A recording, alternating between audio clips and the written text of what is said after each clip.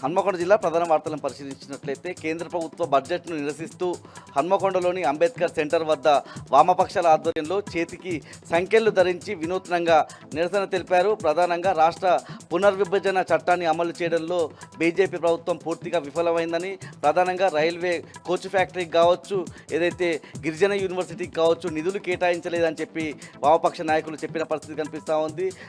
కేంద్ర ప్రభుత్వ బడ్జెట్ పూర్తిగా కార్పొరేట్లకు అనుకూలంగా మారిందని ఈ సందర్భంగా వాళ్ళంతా కూడా మండిపడ్డ పరిస్థితి కనిపిస్తూ ఉంది. భవిష్యత్తులోనైనా కేంద్ర ప్రభుత్వ బడ్జెట్లో తెలంగాణకు ప్రాధాన్యత కల్పించాలని వామపక్ష నాయకులు డిమాండ్ చేశారు.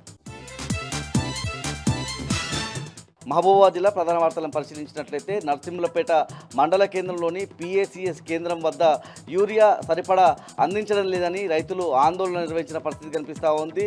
తమకు అందించాల్సిన యూరియాను బ్లాక్లో ప్రైవేటు వ్యక్తులకు అమ్ముకుంటున్నారని రైతులు ఆవేదన వ్యక్తం చేస్తున్న పరిస్థితి కనిపిస్తూ ఉంది. పంట చేతికొచ్చే దశలో అధికారులు ప్రభుత్వం చర్యలు తీసుకొని సరిపడా యూరియాను అందుబాటులో ఉంచాలని రైతాంగం అంతా కూడా డిమాండ్ చేస్తోంది.